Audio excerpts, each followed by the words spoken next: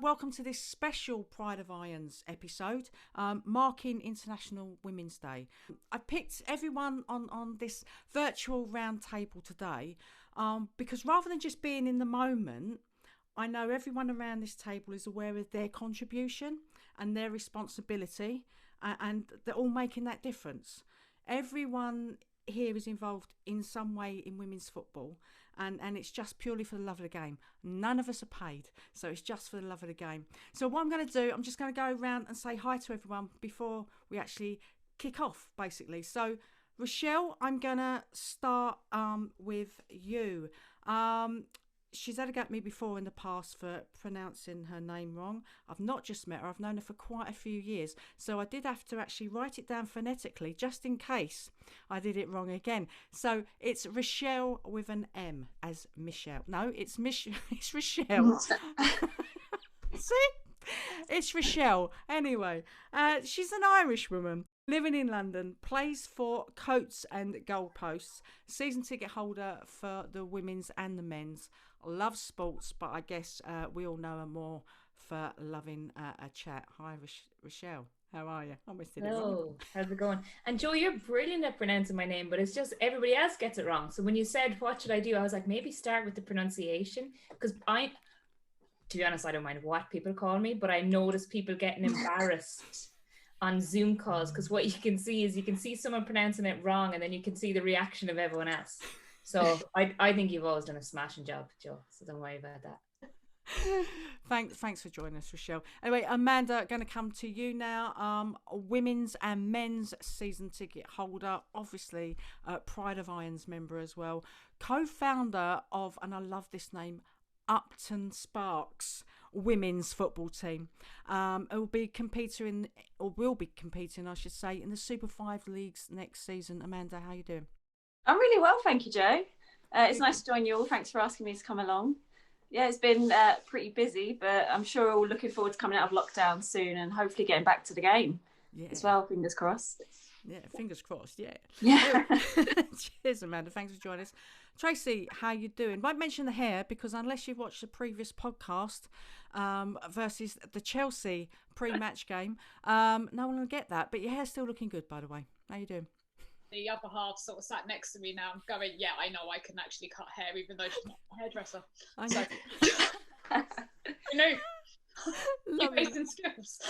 Loving that. But Tracy's co-chair of Chelsea Pride, I should say, and a proud LGBTQ rights activist. Thanks for coming on, Tracy. Anna, how are you? You're doing okay? Great, thank you. Thank you for having me on here. It's brilliant. She's a member of Rainbow Blades and supports, obviously, Sheffield United and is a season ticket holder. So look, it's really great to have all you on like this, and I'm just going to jump straight in, and I'm going to go to Richael first. So listen, Richael, I just want to kick it off really by starting. Obviously, you play football, and I want to see if there's any changes in attitudes in the women's football since you've been playing. Obviously, because you're playing in Ireland as well as a kid, right?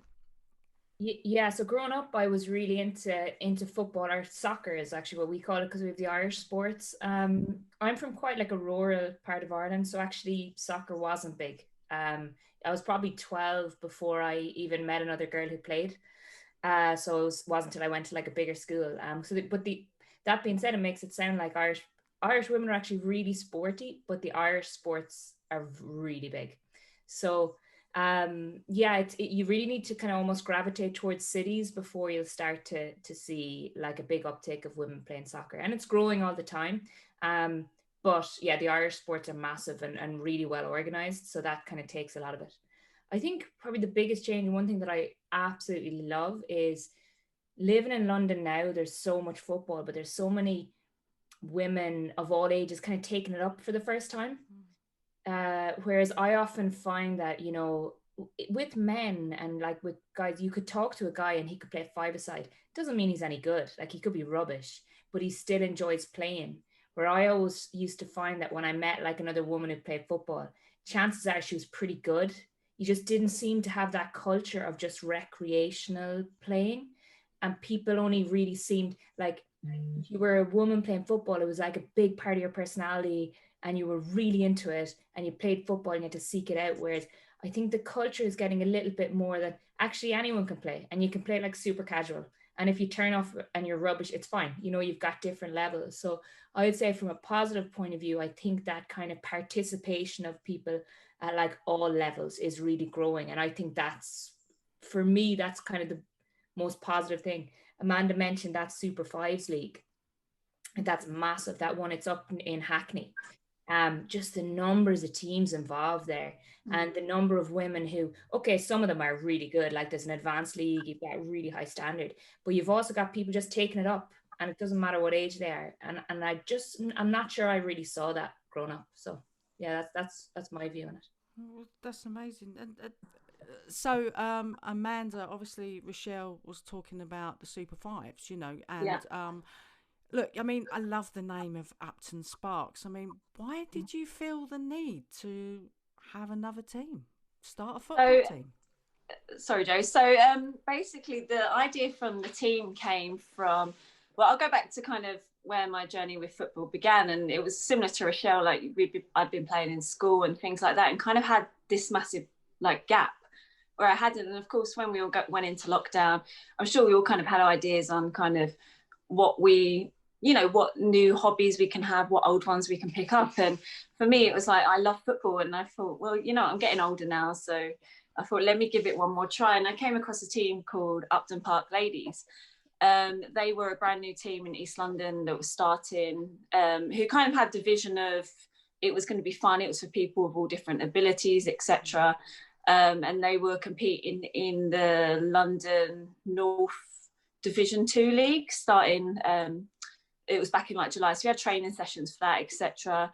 So I joined the team, and I think the team grew a lot faster than what they kind of anticipated. And it went from being this idea everyone was kind of there to have a bit of fun, and it kind of turned rather competitive, I would say. And so myself and a few of the other girls, we couldn't commit to kind of being there every week, etc. And we was there mainly to have fun, where people were taking it a bit more serious. So we kind of all came up with the idea of let's create our own team. And maybe 11 aside was a bit out of my depth, playing 90 minutes on a Premier League sized football pitch. So we kind of was looking around on kind of what teams, sort of like leagues, sorry, not teams, that we could kind of join. And I came across the Super Fives. And it's funny, actually, Rochelle, I went to a training session and played a game for the team that you play for, but in one of the teams in a different league. And the atmosphere there was fantastic. Everyone was there just cheering each other along. Everybody there was just there to have fun, and they loved the game. Whereas that competitiveness was kind of taken out of that. And that kind of really reflected to me the reason I wanted to kind of try playing football again and see, where it takes me. And, obviously a lot of people with the Super Fives are there kind of for the social side of it as well. And there obviously is different leagues, kind of there's people who were starting out, etc. So there was a big group of us from Upton Park Ladies who've kind of decided that we're going to start our own team. There's myself and one of the women, Jessie, who was on the team.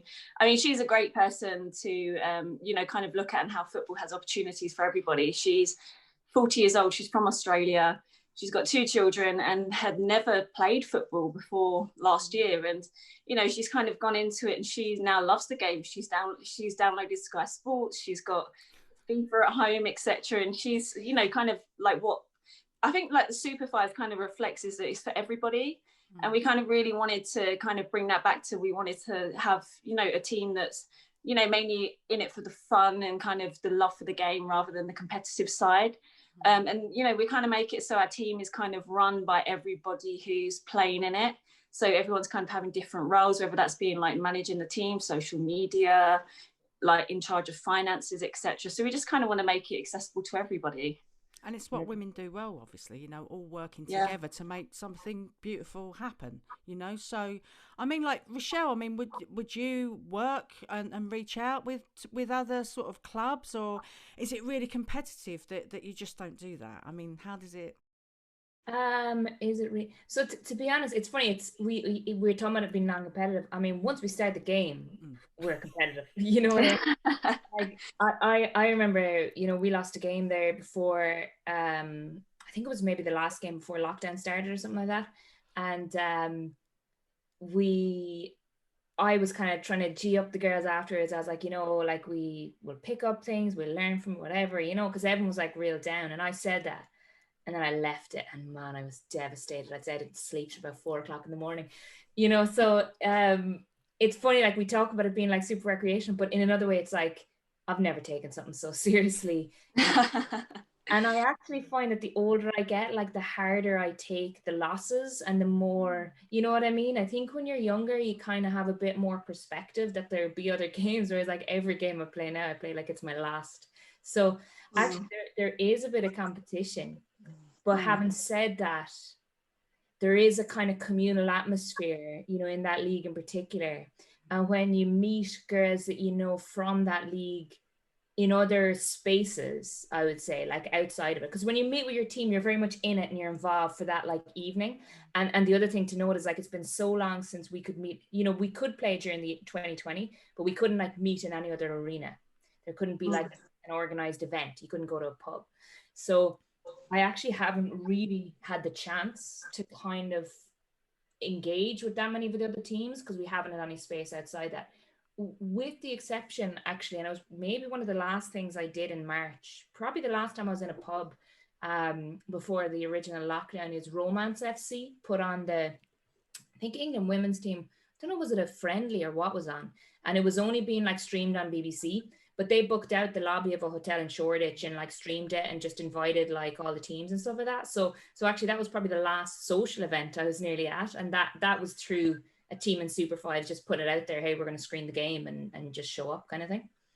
It sounds like an amazing community as well. So yeah, I can't wait till it all gets back because I want to come along. So I'm going to have so many different shirts to support everyone. It's just going to be ridiculous. But look, it's actually a nice segue actually into supporters, right? So Tracy, I'm going to leave you to last, all right? Because otherwise I keep thinking, the Champions League thing with the Chelsea, you're going to rub it in. And I'm going to go over to Anna. So look, Anna, obviously Sheffield United men's are currently in the Premiership. I won't comment anything on that. But obviously, there's a difference between the leagues because I've been following like West Ham women when they wasn't in the WSL for the past sort of 5-6 years now as well. So there's a huge difference in the leagues. I mean, how different would you say like supporting someone in the Championship to supporting someone in the WSL, sort of like the differences and things? I think I would say like this season, the Championship's got a lot bigger, but I'd say before that, unless the team was in the WSL, it was kind of no one really cared and there was like no exposure. I mean, there's still a long way to go. There's been some of the Championship matches on the FA Player this season, whereas all the WSL matches are on there. And some clubs will stream their own matches, some clubs won't. So there's a big discrepancy between the clubs as well. But I'd say they are getting closer to each other. I guess a bit like the Premier League and the Championship, though, like the WSL. So, for example, Chelsea, Arsenal, whoever, they have like proper supporters bases of like fans who are Chelsea fans, whereas the teams in the Championship and then below that, they're really like hardcore fans who might actually only be women's fans. That's quite different. It's interesting. Yeah, it is. But no, I mean the exposure obviously has grown so much in the past 5 years or whatever, which can only be a good thing for the clubs. I think as long as it continues to go that way, it would be really nice to see some more Championship games on the TV. Because if you like think about the men's, there are loads of Championship games. There are League One, League Two games on the telly. So just have the odd one might be quite nice. But no, we're definitely stepping in the right direction. It's just taking longer than it should do, shouldn't it? And I think that's the thing. I mean, Tracy, obviously you've been around a while as well, all right? And Look, I'm just look, full disclosure, because people are going to think I'm really nasty, but we have a lot of banter, Tracy and I. Any Chelsea match, there's a few like private texts going on and stuff like that. So just full disclosure there. But look, you must have seen Sunday as well when we kill you. Just got to drop that in, okay? Okay, yeah. This will actually go out after the match, so yeah, I'm still feeling confident-ish that we're not going to get thrashed. Anyway, that's a different podcast or show altogether. But Tracy, look, I mean, you've been, like I said, you've been to all the Chelsea games the past few seasons. There's been quite a dramatic change within a short space of time. You must have seen this. I think there has been, to be fair. I mean, I think if we take sort of maybe the championship and we put the two of them together again, like it's just been mentioned, there's some things that could be changed. I mean, yes, we have seen a change. The game has grown somewhat. I think you just said yourself it hasn't grown fast enough, and actually I don't think it has. I mean, there's a lot of talk behind the scenes of we want to make it bigger, but maybe not enough is still done. I think when it comes to the big names, yeah, the likes of us, Arsenal, Man City, you know, there are always going to be games that tend to be shown, and yes, they do get shown on BT Sport if they're going to show games on TV. I do think that a little change that does need to happen is I think you need to have two teams go down and two teams come up. I think the way you make it more competitive is by making the championship more competitive. Yeah, there's no mobility. I was talking about this the other day. Like, if one team is even like 4 points ahead of second place, no one thinks they've got a chance. And because that needs to be changed. Massively. Yeah, definitely. I mean, I think that's one of the big things you could change now. I don't see there being, I don't know many clubs that would actually disagree with that happening. And I think it makes the championship more competitive, which is only going to be better for the women's game anyway, because it's going to help the women's game grow. Again, I do not see why, because of the FA player, that we can't have the championship games shown in full, as much as they can be, because obviously not every game is, but the majority of them shown. Again, it highlights that young girls coming into football can see where they can progress, and that there actually really is, it's worth competing. I'm very competitive. You're all talking about it can be fun when you're going and playing. Even if I was playing for a fun five-a-side team, I'm going to end up killing someone by sliding in and tackling. And say it's fun, but I would literally be die hard. I'm going to win this, or I'm going to kill someone trying. So fair. Tracy, we haven't put out for trials for Upton Sparks yet. If you want to try. I mean, literally. I mean, don't put me in defence. I'd literally get sent off into defence, to be honest.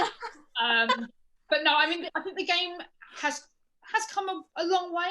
I think, again, I don't see why, because of the timing of the leagues, I know it's a little bit awkward at the moment with COVID, you can't have more games in main stadiums. I think if you filled Stamford Bridge for Chelsea, you know, you filled, you know, any of the big clubs in their grounds. I'm not going to mention everyone else's clubs because no one really cares.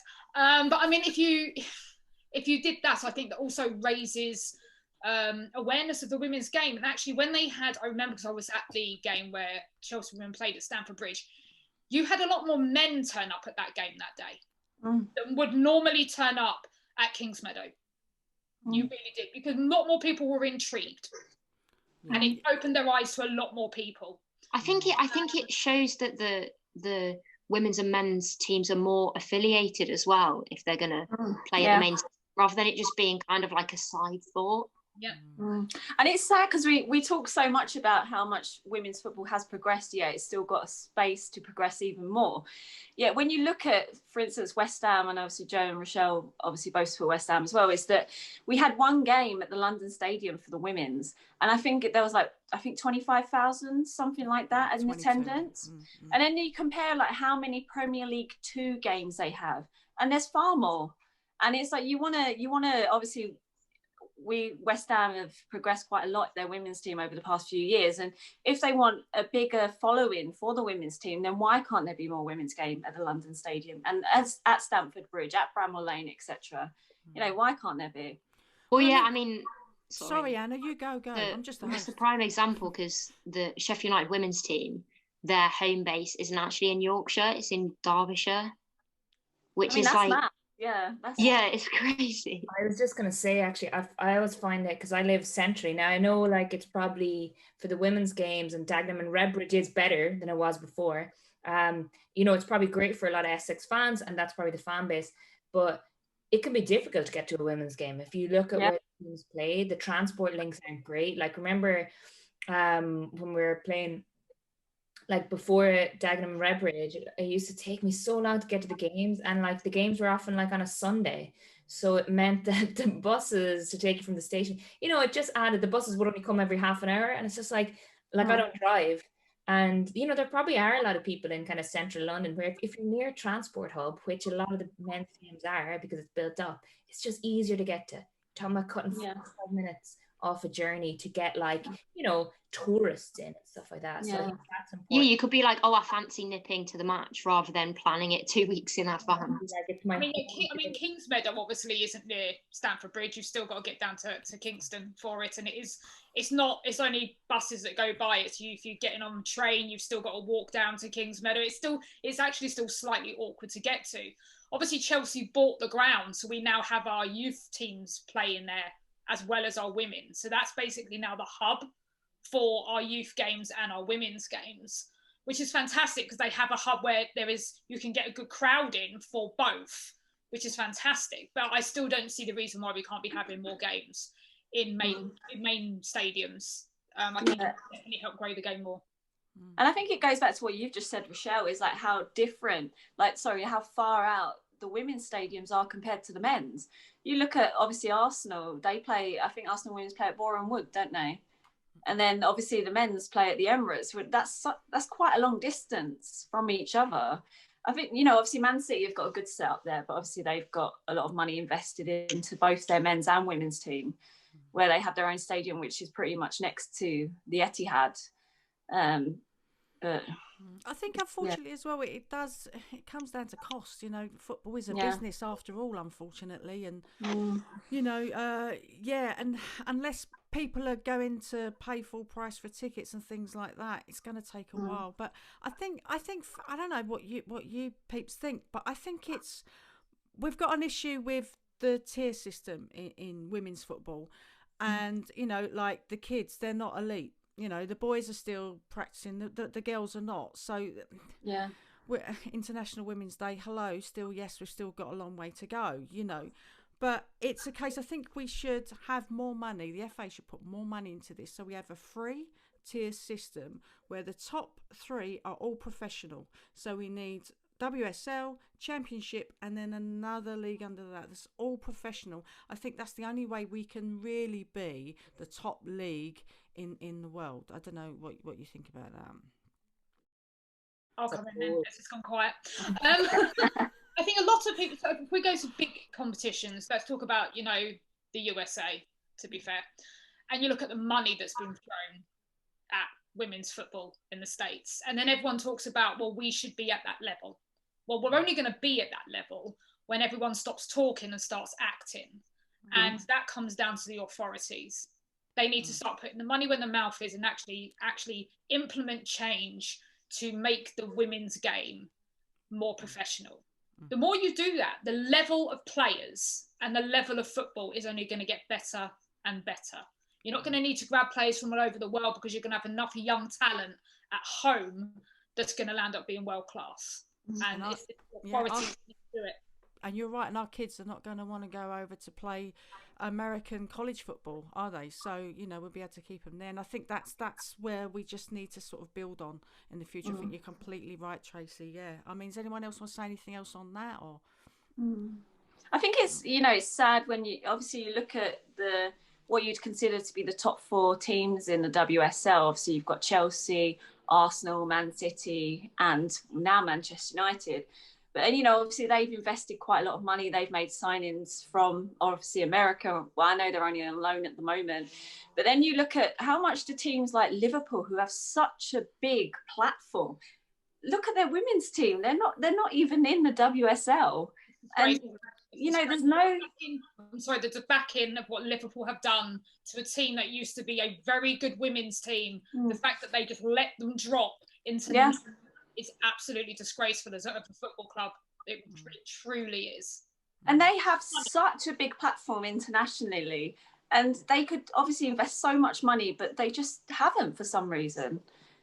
You know, it's just pretty sad, isn't it? It was diabolical. You know, I know quite a few supporters that from the Liverpool Women's Supporters Club as well, Joe especially. You know, and I think that's hard to come back from. I think where are they, Anna? Now are they third or fourth? Because you're third actually, aren't you? We're third, yeah. Yeah. They must be fourth. Durham are second, Leicester are first. So that's it. Yeah, and so like but that's crazy, isn't it? That Durham women are second and Liverpool are below them, right? And even Bristol City are in a league higher than Liverpool as well. It's just and you look mad, at the results, unfortunately, that Bristol get, and the sort of big results that land up, the amount of goals that tend to go in against them, and then you look where Liverpool sit in, and you watch them fall apart last season. I mean, literally, and we're talking Liverpool is one of the richest clubs in the world. Yeah. One of the most well-known clubs in the UK, and and they've got very rich owners, so there is no excuse. I feel like especially now Man U have got their act together as well. Liverpool really don't have. But you're absolutely right, and I think it just comes down to one thing: complete and utter lack of respect for women's football as a whole. That's pure and simple what it is. Just don't give them any money, because it's a part of your club.